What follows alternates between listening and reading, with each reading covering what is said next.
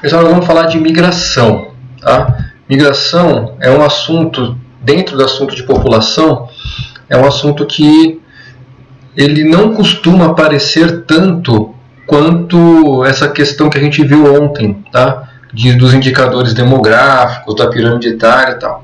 A migração não aparece tanto quanto os outros, mas do mesmo modo que os outros podem ser interligados com várias coisas, a migração também pode, inclusive com a questão dos refugiados. Então aí que está a grande importância da gente entender.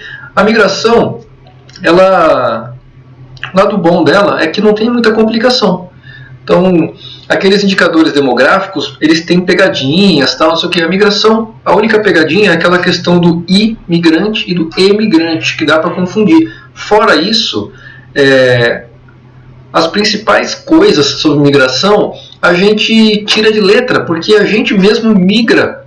A gente migra, ou já migrou, ou migra todo dia. Então a gente está meio que acostumado com essas coisas. E aí acaba que, por causa disso, o assunto ele é da nossa vivência, então ele acaba sendo mais fácil quando ele aparece nas provas, tá? O que não tira a importância dele, mas ele acaba sendo mais fácil para a gente matar, beleza? Então, primeira coisa, relembrando daquela pegadinha de ontem, né? Da diferença do imigrante e do emigrante, tá? A migração sem o i e sem o e é só o ato do cara, da pessoa se deslocar de um lugar para o outro. Tá? Agora, quando ele sai de um lugar, ele é considerado um emigrante. Quando ele entra no outro lugar, ele é considerado um imigrante. Então, todo migrante, ele é as duas coisas. Tá? Então, lembra daquela dica idiota lá. Se tu tá no teu quarto, numa boa, relaxada lá, dormindo, sei lá o que, tua mãe entra no quarto de uma vez, você fala, ih, ferrou, minha mãe entrou. Quando ela vai embora, você fala, tchau, né? Então, quando entra é imigrante, quando sai é emigrante. Todo migrante é as duas coisas, tá? Então, por exemplo, eu emigrei de Curitiba e imigrei em Jundiaí. Eu saí lá de Curitiba e vim para Jundiaí para trabalhar aqui no Instituto. Então, eu emigrei lá de Curitiba e imigrei aqui em Jundiaí, tá? Sou um migrante. E do mesmo jeito vocês. Provavelmente muitos de vocês podem ter migrado também. Só que não é só você viajar que faz você ser um migrante ou não. Tem outras coisas que tornam você um migrante também, tá? Então vamos ver isso daqui, como acontece. Bom, a migração ela sofre influência de várias coisas. A primeira delas é o meio de transporte que você usa. Tá? Os meios de transporte, a globalização, no aspecto mais amplo, que a gente vai ver isso ano que vem, é o início do terceiro ano, globalização, transportes, comunicação e tal, ela influencia demais na migração, porque antes você tinha que migrar a pé, depois você migrava a cavalo, hoje você migra de avião. E isso faz uma baita diferença na migração e em todas as consequências que ela traz. Vamos pegar um exemplo bem atual sobre migração e suas consequências, a pandemia do coronavírus. O vírus surgiu lá na China, do outro lado do planeta. Em um mês, ele já estava quase no mundo inteiro. Porque ele vai de avião, porque ele vai de navio. Né? Agora, aquela pandemia da peste que teve lá nos anos de 1300 e pouco, aquela pandemia começou na Ásia também. Mas até ela chegar na Europa, demorou anos para ela conseguir chegar. Por que a pandemia da peste demorou vários anos para chegar na Europa e agora o coronavírus chega em um mês? Porque antes ela ia de cavalo, agora ela vai de avião. E de avião é muito mais rápido. Então, dependendo dos meios de transporte, a migração ela é muito mais rápida e em muito maior quantidade. Então, o cara pode falar de migração com você e falar de evolução de meios de transporte. O cara pode falar de migração e falar de doenças se alastrando. Os migrantes que levaram a doença para um lado e para o outro. Né? Esse vírus que está aí, ele não consegue sobreviver muitos dias numa embalagem. Então, se o bagulho vem de navio, o container vem de navio, demora sei lá quantas semanas para sair da Ásia e chegar lá na Europa, o vírus já era. Agora, se você vai de avião, em 10 horas chega lá a tiazinha, o tiozão, contaminado com o vírus e acaba passando para o resto da galera. Então, a migração, como ela é feita, influencia em várias coisas. A questão da pandemia é uma delas. Tá? Então, o modo de migrar, como você faz isso vai influenciar tanto na velocidade quanto na quantidade de pessoas que estão migrando. Beleza? Para ter uma ideia nisso, olha só esse mapa aqui. Esse mapa aqui é de 1881. E essa bolinha vermelha aqui no meio, essa bolinha vermelha aqui, ó, marca a cidade de Londres. Esses mapas eram muito comuns no passado. Hoje em dia eles não servem para nada. Tá? Por quê? Porque eles eram mapas de distância de viagem, de tempo de viagem. Hoje em dia não precisa mais, porque se você pega um avião em qualquer lugar do mundo, você consegue chegar em qualquer lugar do mundo também em menos de 24 horas, teoricamente. Nesse mapa, lá em 1881, ele dividia por cores quanto tempo demorava para chegar. Nesse caso aqui, a partir de Londres. Então era um mapa feito para Londres, Londres na bolinha vermelha. Em toda essa faixa verde aqui, ó, essa cor verde, em toda essa cor verde, você saindo de Londres, nos meios de transporte mais modernosos, lá em 1881, você chegava em até 10 dias. Então, até 10 dias você conseguia chegar em toda essa área verde do mapa saindo de Londres, naquele tempo. Tá? Se você quisesse ir para a área amarela, você chegava em até 20 dias. Na área rosinha aqui, você conseguia chegar em até 30 dias. Por um mês de viagem para você chegar. Um mês. Né? Hoje em dia, um mês você vai até a Lua. Né? Aqui na cor azul, você chegava em até 40 dias. Nessa cor meio bege, sem cor, desbotado aqui, você chegava em mais de 40 dias. Aí era tipo 40, 50, 60 dias para chegar lá. Nos meios de transporte da época. Né? Em 1881. Vamos pegar aqui o exemplo de Londres para chegar até o Brasil. Em 1881, demorava pelo menos entre 20 e 30 dias para chegar no Brasil saindo de Londres. Um mês. Ou um mês de viagem. Hoje você faz em 10 horas de avião. Né? Em 1912, o mesmo mapa. Já mudou bastante as cores. O mesmo mapa. Saindo de Londres para chegar no Brasil, agora estamos na cor amarela. Agora a gente vai demorar no máximo 20 dias. Em 1881, demorava de 20 a 30. Em 1912, demora de 10 a 20. Então você vê que passando aí 30 anos, mais ou menos, você já diminuiu 10 dias na sua viagem. Porque os meios de transporte evoluíram nesse meio tempo e a migração ficou muito mais fácil. A partir daí, começaram a surgir os aviões, cada vez maiores, cada vez mais rápidos, e esses mapas perderam sentido. Agora você faz Londres-Brasil, dependendo do lugar do Brasil, você pode chegar em 8 horas, em 10 horas. Então esses mapas não tem mais porquê. Mas eles mostram como que a migração ela vai sendo facilitada ao longo do tempo, por causa da evolução das técnicas, por causa das revoluções industriais, por causa da melhora nos meios de transporte. Tá? Mas beleza, o que é um migrante? Existem várias definições para migrante. A pegadinha aqui é o cara diferenciar migrante de refugiado. Então aqui entra um pouquinho sobre refugiado. Segundo a ONU, migrante é qualquer pessoa que se desloca do seu local de origem para qualquer outro local por vontade própria. Tá? Então a vontade própria tem que estar grifada aqui. Devia grifar com uma animação, fazendo uma piscada aqui. Ó. Por vontade própria. Essa é a grande diferença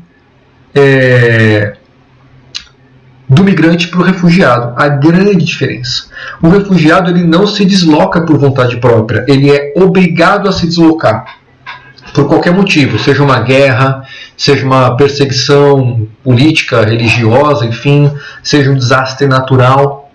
Então ele vai embora forçado, o refugiado. O migrante não. O migrante ele vai porque ele quer. Tá? Então por que o migrante quer viajar? Eu mudei de cidade porque eu consegui um trabalho em Jundiaí, melhor do que o trabalho que eu tinha lá em Curitiba. Eu mudei de cidade antes disso, porque eu nasci em Santos, mas eu mudei para Curitiba para estudar. E aí fiquei lá o resto da vida. Né?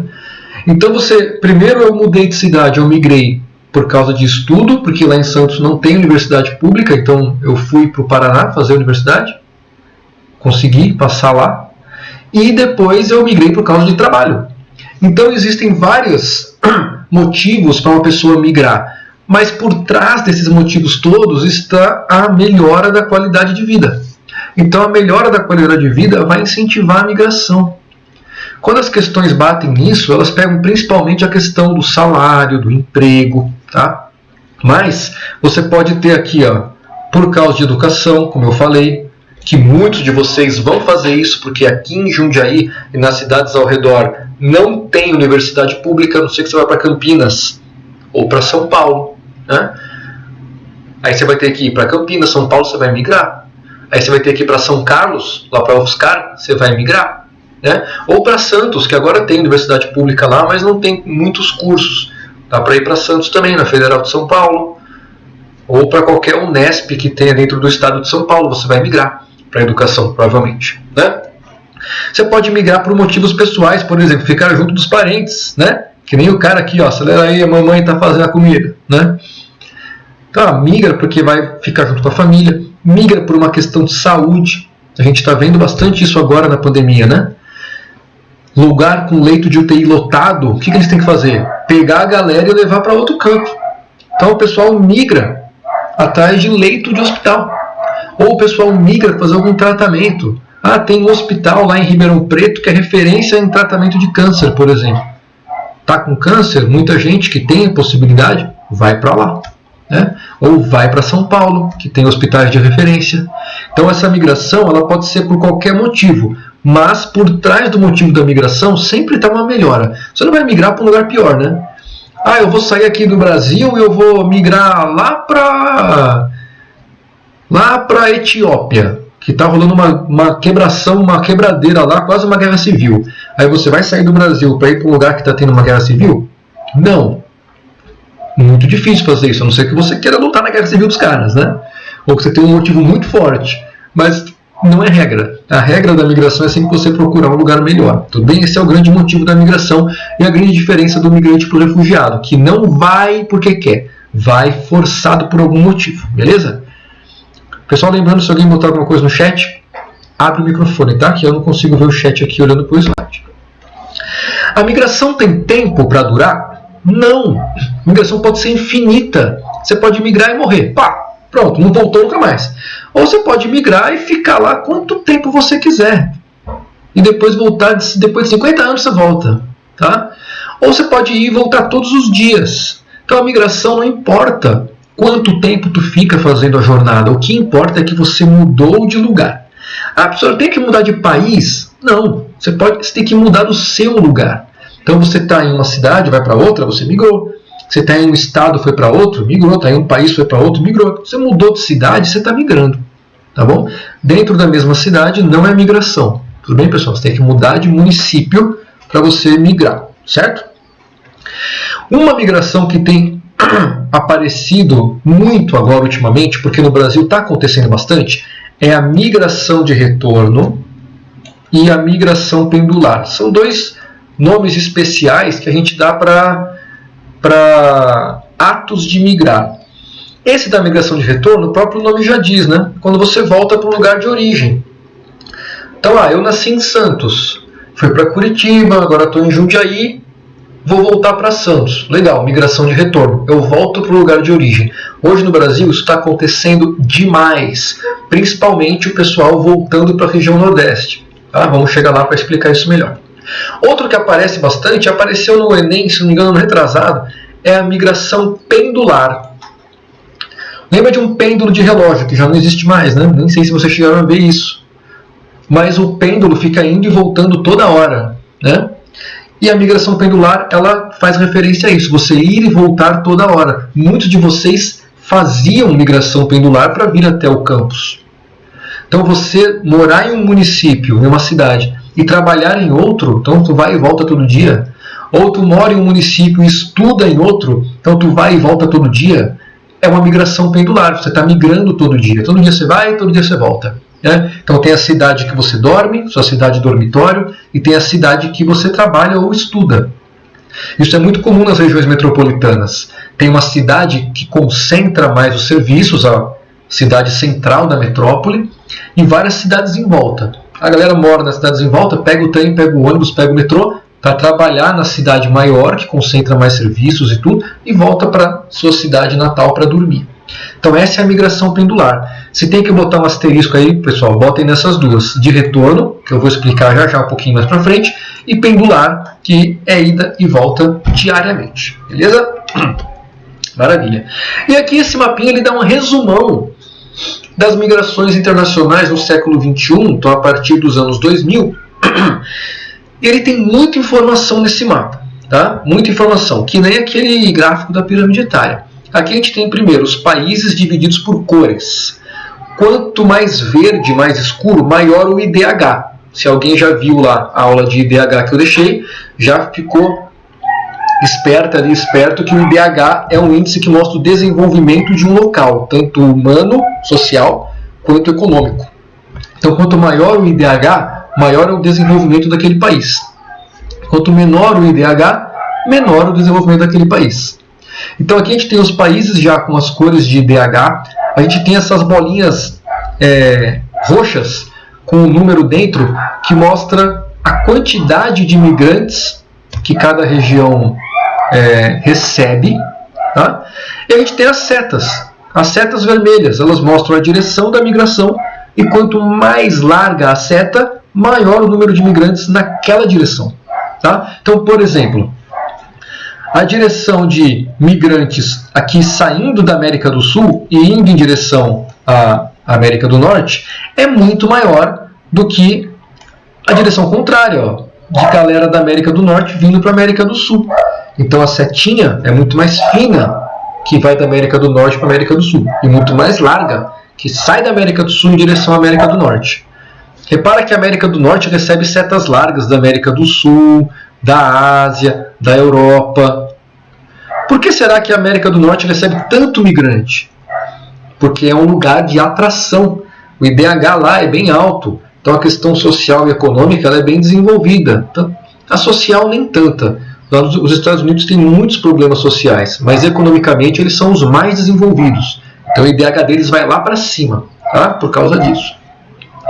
E essa questão econômica atrai gente do mundo inteiro. Por que vem tão pouca gente para a América do Sul? A América do Sul ela manda mais gente para fora do que recebe. Então ela é um local que expulsa as pessoas, é um local de repulsão de imigrantes, tá? Manda a galera para fora. Por que será que a gente não atrai gente para cá? Pelo contrário, a gente expulsa. Porque as condições aqui na América do Sul não são tão boas quanto em outros lugares. Então você tem um mapinha te mostrando o IDH, você pode trazer o assunto da migração e vice-versa. Tá? Então você tem lugares de atração, lugares de repulsão, de expulsa. Tá? Tanto pensando assim em países, mas a gente pode pensar também em estados dentro do mesmo país. Se você pensar em estados do Brasil, quais estados atraem? Quais estados mandam embora? Né? Se você pensar dentro do mesmo estado, quais cidades atraem mais? Quais cidades mandam embora? Então depende da escala que tu usar. Você pode falar de país, cidade ou estado. O que interessa é, alguns locais vão ter atrações maiores, condições de vida melhores, então vão atrair as pessoas. Outros locais não têm condições de vida tão boas, então vão mandar as pessoas embora. Quais são os principais polos de atração do mundo? A gente tem a América do Norte, é um grande polo de atração de imigrantes. A Europa é um grande polo de atração de imigrantes, tá? Tanto pelo IDH alto, pelo desenvolvimento alto dos países, quanto pela proximidade. A Europa é colada na Ásia, então é muito fácil fazer essa migração. Você vai andando, né? A Europa é muito pertinho da África, então a migração é mais facilitada. Tem gente que também vai andando, né? É difícil, mas vai. Tem gente que passa de barquinho ilegalmente, mesmo de avião, é muito perto. Tá? Então a Europa também é um grande polo de atração. Onde mais atrai? Oceania tem bastante IDH, mas não recebe tanta gente. Por quê? Por causa da distância, é muito difícil você chegar lá. Tá? Então por mais que seja um polo que atraia, a distância dificulta demais. Quais são os principais polos de expulsão? Bom, o principal polo de expulsão é o continente africano, principalmente o centro do continente africano. Tá? Abaixo do deserto do Saara, a gente tem essa parte do centro, a parte central da África, com os países mais frágeis, tanto economicamente quanto socialmente, que passam por guerras civis há várias décadas, então acabam expulsando bastante população. Isso quando elas conseguem sair, né? Quando elas conseguem sair. Tá? Então a gente tem o continente africano, que expulsa bastante gente, temos a América do Sul, que expulsa gente também, temos a Ásia que algumas áreas da Ásia mandam gente embora, outras áreas da Ásia atraem. Tá? Então a gente tem alguns países bem desenvolvidos na Ásia e outros bem pouco desenvolvidos. Por exemplo, o Japão é um baita de um país desenvolvido, né? Então atrai gente para ir lá, principalmente os descendentes de japoneses.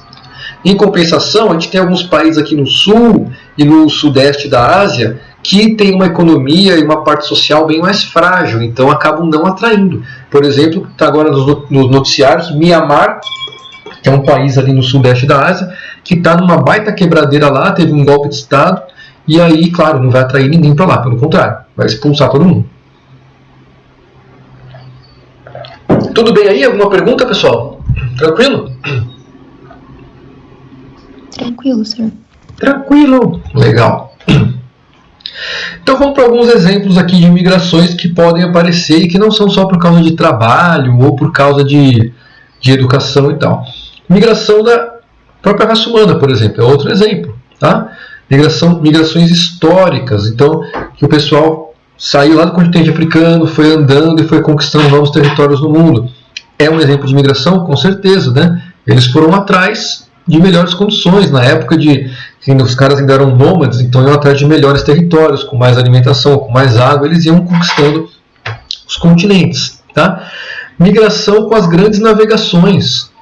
Então o pessoal saindo da Europa, na época, e da Ásia, indo em direção às Américas, à África, às ilhas do Oceano Pacífico. Então, migração, o pessoal ia porque queria, né? Ia atrás de matéria-prima, ia atrás de novas terras para colonizar, enfim. Então eles tinham os motivos deles na época, mas era uma migração, não era forçado. Tá? E aí os judeus saindo da Alemanha, aí você já não tem migração. Aí você já tem os refugiados, os judeus refugiados. Por que não é mais migração? Porque eles estavam sendo perseguidos pelo regime da época. Então o regime alemão na época, quando começou a questão do nazismo na Alemanha, lá em 1930 e pouco, os judeus começaram a ser perseguidos, não só os judeus, né? Mas os judeus tinham mais condições financeiras, então eles podiam sair muito mais fácil do que os outros que eram perseguidos, né? Então pela perseguição, eles estão saindo fora. Então não é uma migração. Se eles não fossem perseguidos, eles continuariam lá. Então eles saíram como refugiados da Alemanha antes da Segunda Guerra Mundial e durante também. Tá bom?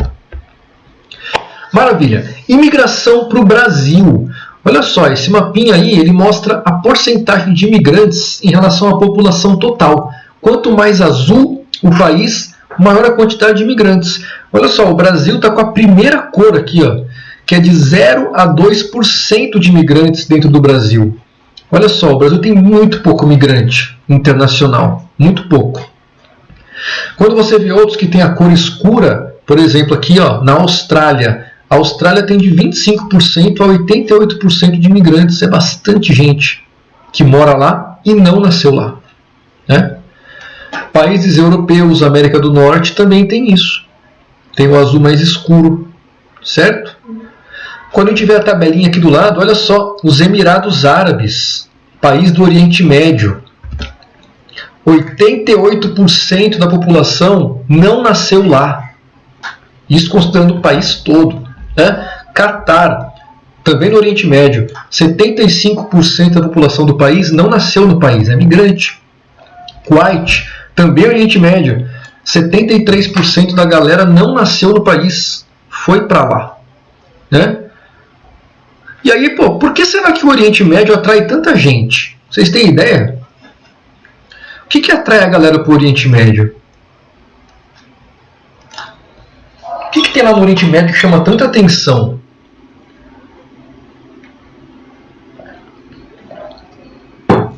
É a parte histórica, não é, professor? Parte histórica? Não, não é a parte histórica. É outra coisa. Petróleo? Petróleo, isso aí, é o petróleo. Tá? A parte histórica deles é sensacional. Queria muito ir lá conhecer também para ver como é que é. Não vou primeiro porque deve ser muito caro ir para lá. E depois porque sempre tem uma tensão lá. Sempre tem uma quebração em algum lugar, uma bomba aqui, uma bomba ali. Eu não estou afim de ir lá, né? Nessas condições. Mas são países que tem uma riqueza enorme, né, por causa do petróleo. O petróleo é a principal fonte de energia do planeta até hoje, desde o início do século XX até hoje, mais de 100 anos, o petróleo é a principal fonte de energia do planeta. Para as principais nações industrializadas, todo mundo compra petróleo, e os caras são os maiores produtores de petróleo do mundo. Então tem muito dinheiro lá. E isso atrai gente do planeta inteiro para morar lá. Então esses países, que eles eram países muito pequenos, são países novos. Eles tomaram independência depois da Segunda Guerra Mundial, que eles eram colônias ou dominados por países europeus ou por outros países da região. A Turquia, por exemplo, dominava uma parte grande do Oriente Médio antes também. Então são países novos que de repente dão uma estourada econômica. E aí, claro, vai uma galera para lá, de todo lugar do mundo. Você acha muita gente morando lá de fora. Então imagina, 88% da população dos caras não nasceu no país. Olha só que doideira, é muita gente.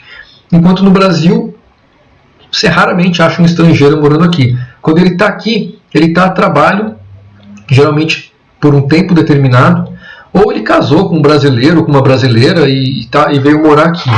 Mas é muito difícil alguém que veio para cá você achar em grandes quantidades pessoas de outros países. Muito difícil. Né?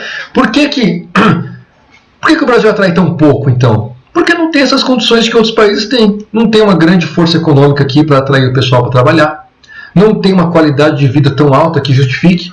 Pô, por que eu vou até o Brasil se eu posso ir até a Europa? Se um cara pode ir para 2 lugares, se ele tem essa escolha, claro que ele não vai escolher o Brasil. Né? Então o Brasil não tem nada que atraia tantos os migrantes internacionais quanto outros países têm. Tudo bem? Olha só a migração de estrangeiros para o Brasil. No Brasil tem mais ou menos 700 mil estrangeiros, é muito pouco. Né? É muito pouco. Se pensar que a cidade de São Paulo, a região metropolitana, tem quase 20 milhões de habitantes, só em volta de São Paulo, 700 mil estrangeiros no país todo, é muito pouco. Eles são 0,5% só da nossa população. E olha só a nacionalidade deles aqui, ó. Nacionalidade das pessoas que vêm para o Brasil, na maioria delas: Haiti, Bolívia, Colômbia, Argentina, China, Portugal, Paraguai, Estados Unidos, Uruguai e Peru. A gente vê que a maior parte deles são países vizinhos nossos. Né? Então, no contexto da América do Sul, o Brasil, comparado com os vizinhos, tem uma condição melhor do que os vizinhos.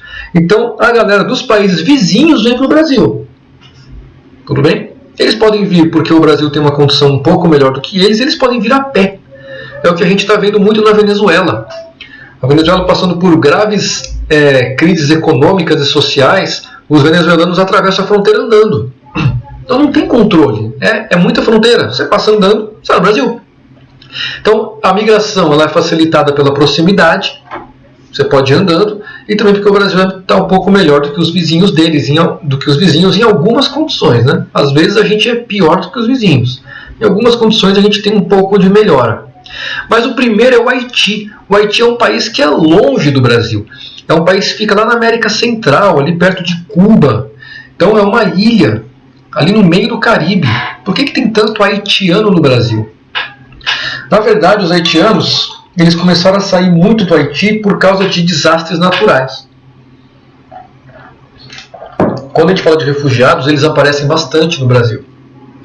O Haiti é um dos países mais pobres do mundo. É o mais pobre das Américas. América do Norte, Sul, Central. O Haiti é o mais pobre de todos. Teve um terremoto desgramado lá, em 2010, se não me engano. Destruiu tudo. Tudo mesmo. Destruiu o negócio. Né? Isso aí deixou os caras totalmente sem chão. Na época que teve o terremoto, o Brasil estava numa decolagem econômica. Ali no ano de 2010, o Brasil estava em destaque muito grande no mundo.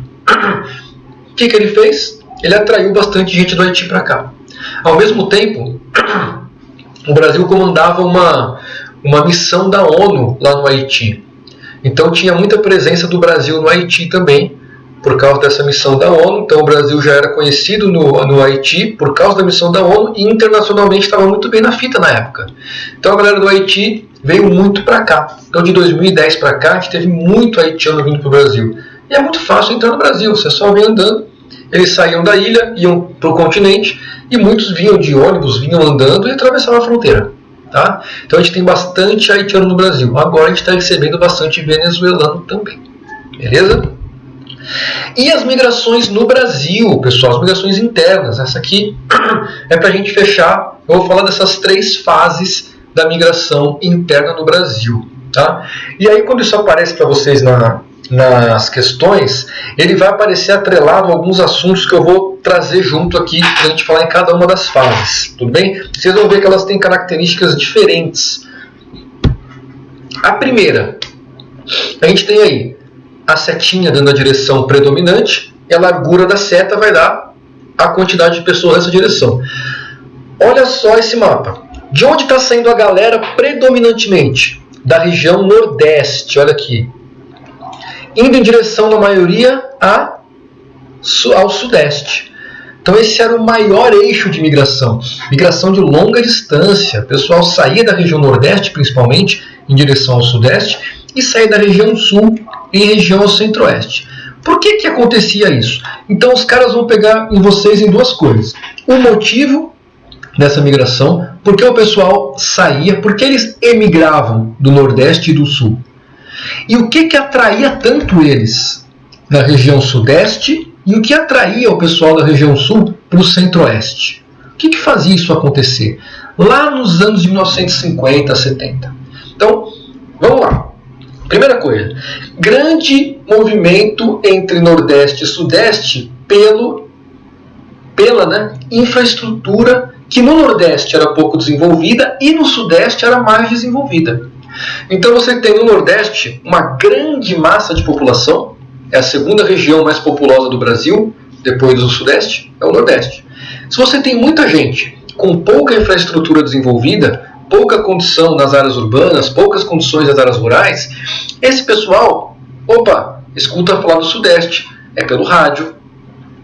Na época não tinha nem televisão, então é pelo rádio, é pela notícia boca a boca. O Sudeste estava se industrializando, era o início da industrialização no Brasil, industrialização se firmando, começando pelo Sudeste. Então o pessoal do Nordeste, que tinha muita gente lá e com pouca infraestrutura, aonde eles vão ser atraídos? Para onde? Para o Sudeste. Então sai uma quantidade enorme de pessoas do Nordeste em direção ao Sudeste, atrás de uma melhor condição de vida. Você tem atrás de melhores salários, melhores trabalhos, melhores lugares para morar, melhores condições para a família toda, de educação e tudo. Então o pessoal vem muito em direção ao Sudeste, muito. Isso na primeira onda de imigração. Ao mesmo tempo a gente tem aí o êxodo rural, que é você sair da área rural em direção à área urbana. Então a área urbana, como está rolando a industrialização, a área urbana ela vai atrair bastante gente da área rural. Né? E o pessoal da região sul, em direção ao centro-oeste, favorecendo a expansão da atividade agrícola. Então a região sul ela tem uma dinâmica um pouco diferente. Você não teve a industrialização começando por lá. Ali você teve uma colonização diferenciada, porque ela foi, em parte, muito incentivada pelo governo para trazer pessoas de fora, principalmente da Europa, e povoar a região sul. A região sul que era pouco povoada. Só que você tem os vizinhos ali, Argentina, Uruguai, Paraguai, muito perto da fronteira. Então eu tinha que ter população ali para minha fronteira não ficar sem ninguém. E o governo começa a trazer os estrangeiros, principalmente europeus. Só que os europeus vêm com a cultura deles, vêm com o modo de trabalhar deles, e eles começam a organizar ali na região sul um modo de trabalhar com a agricultura muito particular do resto do país. Só que rapidamente a região sul fica saturada, é uma região pequena comparada com o restante. Então rapidamente ela fica saturada, sem espaço mais para o pessoal conseguir desenvolver a agricultura. O que eles fazem? Eles vão em direção a outras partes do Brasil onde tinham vazios populacionais, que eram pouco povoados. Então eles saem da região sul e sobem em direção à região centro-oeste, expandindo a fronteira agrícola em direção à região centro-oeste. Tá? Então a gente tem esses principais motivos. Sudeste se desenvolvendo com indústria, se urbanizando, atrai o pessoal do Nordeste, porque Nordeste pouca infraestrutura e muita população. Ao mesmo tempo, região Sul, o pessoal já está saturado, eles começam a sair atrás procurando novas terras para expansão da atividade agrícola. Então eles vão em direção ao centro-oeste. Beleza? E a migração em direção à Amazônia, ela já estava mais fraca, A Amazônia já teve uma migração muito maior antes, né, com o ciclo da borracha, mas aí o pessoal vai atrás de ou espaço para plantar, ou garimpo, ou algum tipo de extrativismo. Não é uma das migrações principais comparado com as outras duas, mas ela também existiu. Tá? A segunda fase, pessoal, ela é marcada pela interiorização, ou seja, ocupação do interior do território. E aí começa o início das migrações de retorno, um início, tá? Mas principalmente a interiorização, você ocupar o interior do território do Brasil, que antes era tudo muito voltado para o litoral. A população era muito mais concentrada no litoral antes do que é hoje. Hoje ainda é bastante, né? Então nesse segundo momento começa a interiorização. Grandes movimentos para o interior. Por quê? A fronteira agrícola ela foi cada vez mais empurrada em direção à floresta amazônica. Então a fronteira agrícola começou mais aqui na região sul, ela foi subindo conforme o pessoal foi migrando, foi ocupando a região centro-oeste, foi subindo. Então conforme essa fronteira agrícola vai subindo, vão abrindo mais espaços para as atividades agropecuárias, o pessoal vai também indo atrás disso, né? Então fronteira agrícola em expansão em direção à região norte. O cerrado, como a gente já viu na área dos biomas, tem um relevo favorável a essa atividade agropecuária. Então, por causa ainda desse favorecimento do relevo, isso aí atrai mais gente ainda para trabalhar nesse setor primário. E a construção de Brasília. Construindo Brasília, muita gente foi para lá para trabalhar na construção, depois fica, e é a capital do país, né, pessoal? Então ela vai atrair muito dinheiro, vai atrair muito poder ali para a região, vai desenvolver tanto a própria cidade quanto as cidades em volta, e isso atrai bastante gente para o interior, tá bom?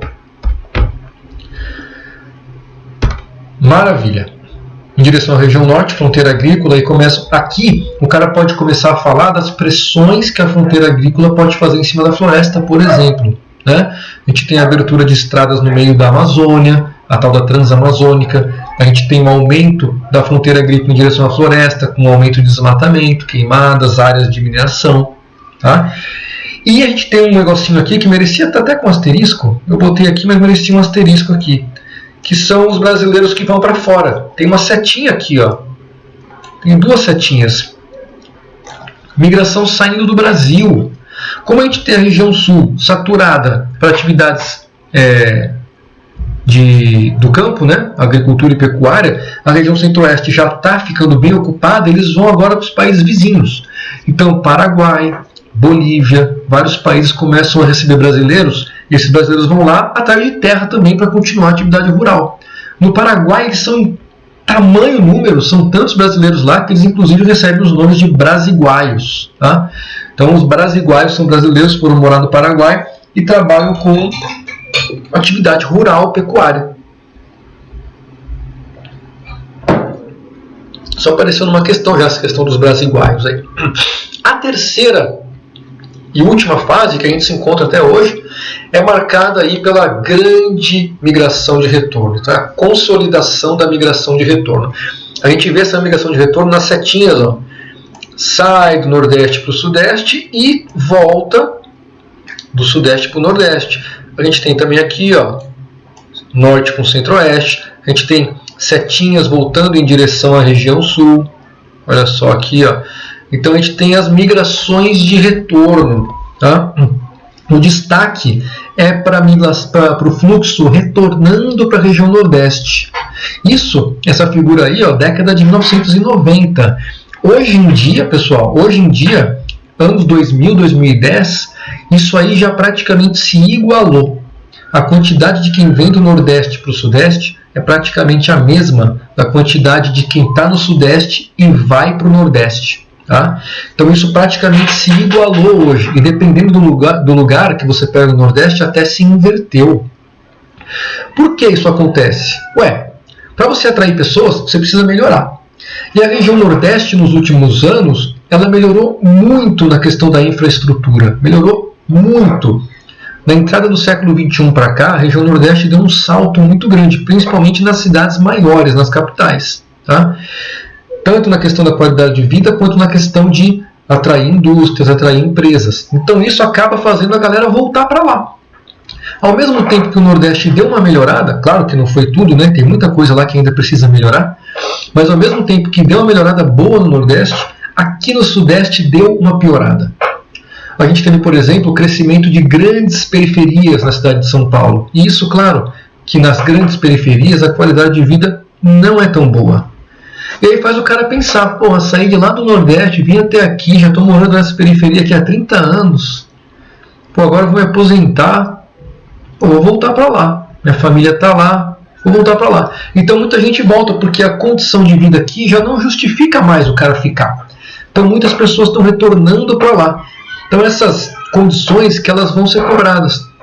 Melhora de infraestrutura, qualidade de vida lá e piora da qualidade de vida aqui. Questão da violência, por exemplo, isso leva a galera embora.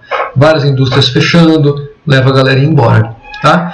Mesmas coisas, pessoal, quando você tem migração de retorno para a região sul, ou migração de retorno do norte para o centro-oeste, mesma coisa. Migração de retorno ela vai acontecer porque antes, quando você saiu do lugar, ele tinha uma condição pior. Agora, ele tem uma condição que justifica você voltar para lá. Tá? E no Brasil isso está sendo destaque justamente porque a gente está nessa fase da migração de retorno ser mais consolidada. Beleza? Então os deslocamentos são mais a curta distância, né? E o que eu acabei de falar, aqui os principais pontos, né? Desenvolvimento da infraestrutura no Nordeste, descentralização de serviços, desaceleração do Sudeste, dificuldades para fazer grandes migrações e queda da qualidade de vida nas regiões que antes atraíam os migrantes. Eu acho que o que vai no destaque aqui é esse segundo item, ó. Descentralização dos serviços das indústrias. Isso aqui vai de desafio para vocês agora. Que agora que eu vi na aula passada que vocês estão muito boas de responder minhas perguntas, essa aqui é mais difícil, mas vamos ver, vocês vão conseguir. Quando você concentra as indústrias todas em um lugar só, que era o caso das indústrias concentradas no Sudeste, isso atraía muita gente. Quando eu descentralizo as indústrias, isso diminui a migração. Por que quando eu descentralizo a indústria, eu diminuo a migração no geral? Por que será? Alguém tem essa resposta para mim? Por que quando eu não concentro mais os serviços em um lugar só, a migração diminui muito? Porque vai ter outras oportunidades em outros locais. Como assim? Não, tipo... Calma. Não, é isso Se aí. descentralização, se tiver em vários locais outras empresas, vai ter imigração distribuída em vários estados do Brasil. Isso é um dos motivos. Né? Então, se você não tem só indústria no Sudeste, você tem indústria em vários lugares, as pessoas não têm que ir só para o Sudeste, elas podem ir para vários lugares. Esse é um exemplo aqui. Aqui no estado de São Paulo a gente vê bem isso. As indústrias começaram a se interiorizar, a sair da capital e ir para Campinas, ir para Jundiaí, ir para Ribeirão Preto, ir para Sorocaba. Então, não tem que todo mundo ir para São Paulo mais. Agora você pode ir para Campinas, você pode ir para Sorocaba, você pode ir para Ribeirão Preto, você pode ir para São José dos Campos. Então você descentralizou, você não concentra mais. Isso, claro, diminui a migração para São Paulo, com certeza. Mas também tem outro motivo que faz diminuir. Porque quando eu descentralizo, eu também diminuo o total da migração, e não só naquele destino que antes era concentrado, entendeu? Por que eu diminuo também o total da migração? Ih, rapaz, e agora? E agora?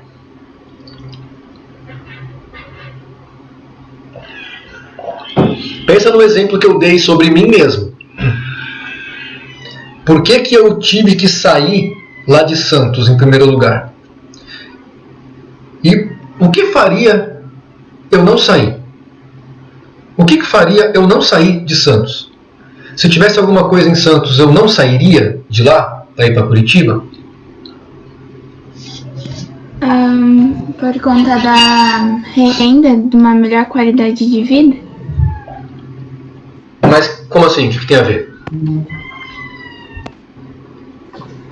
Porque se não tem uma oportunidade em São Paulo, então na região Sudeste, então as pessoas vão procurar em outros locais. Isso.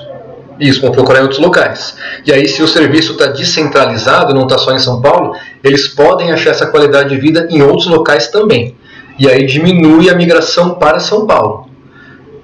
Legal. Mas por que diminui também a migração no geral? A gente está falando que São Paulo deixa de receber tantos migrantes assim, porque esses migrantes de São Paulo eles vão meio que se dividir para outros locais. Mas ao mesmo tempo que São Paulo deixa de receber tanto, as pessoas também deixam de viajar muito.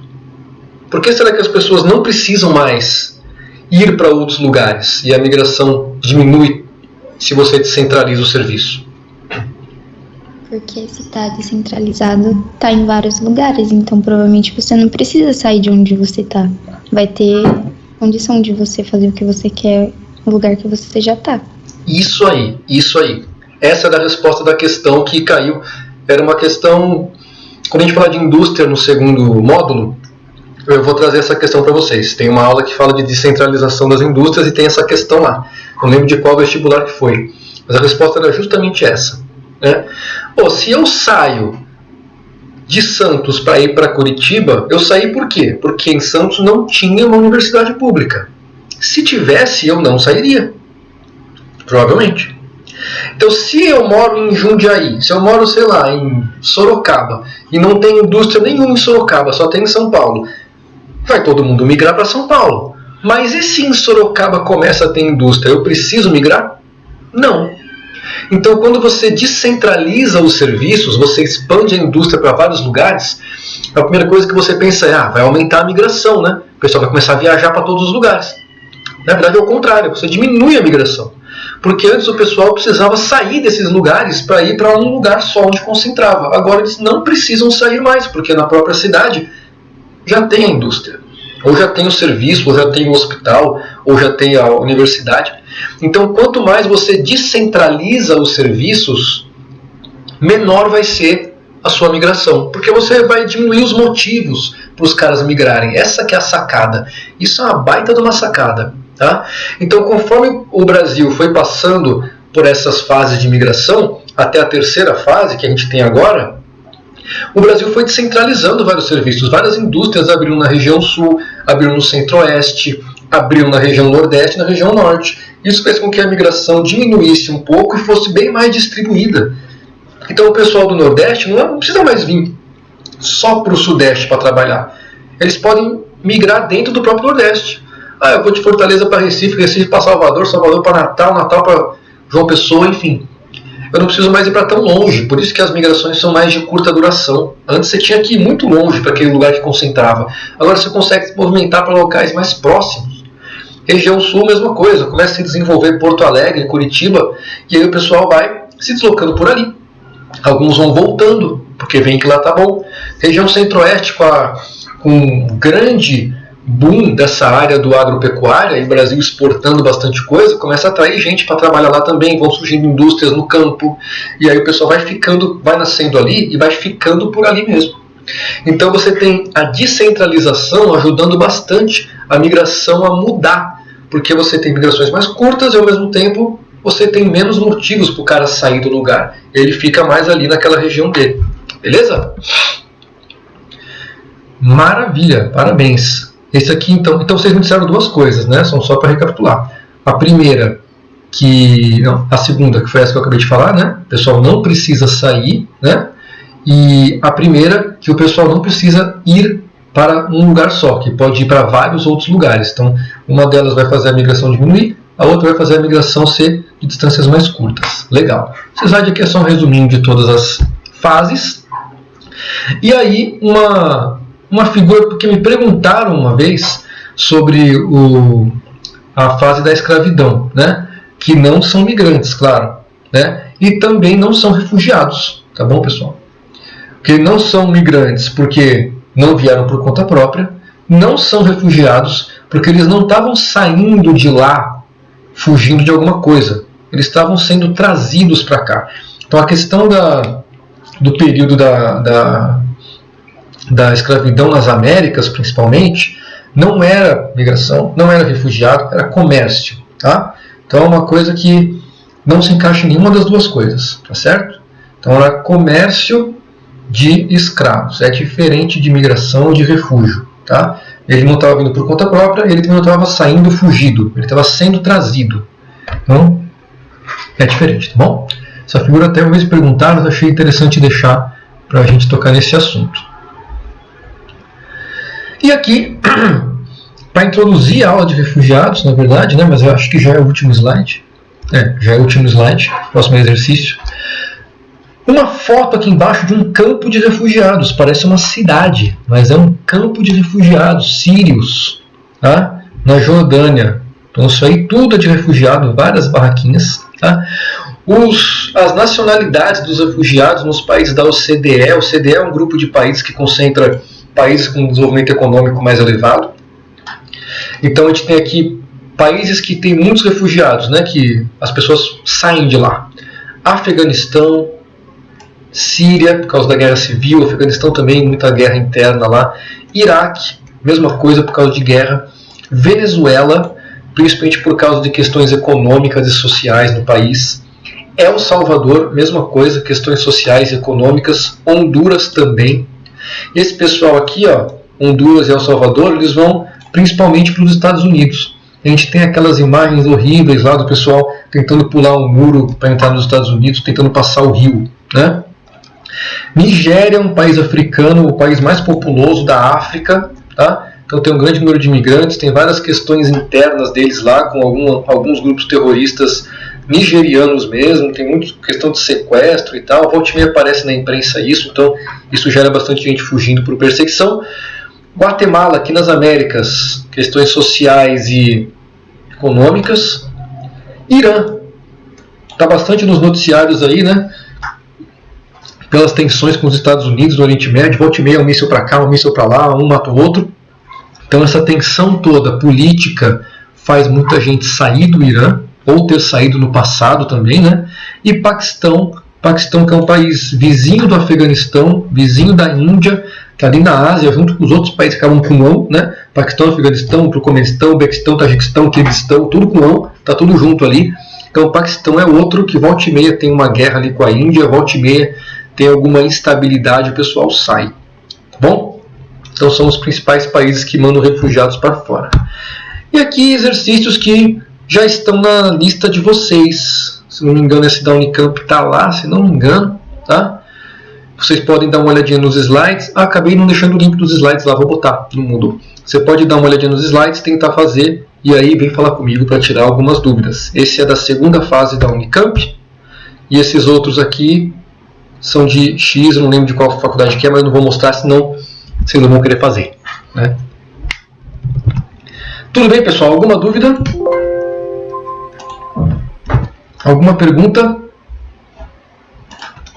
Professor, eu tenho uma pergunta, mas não é sobre a aula em si, que eu fui baixar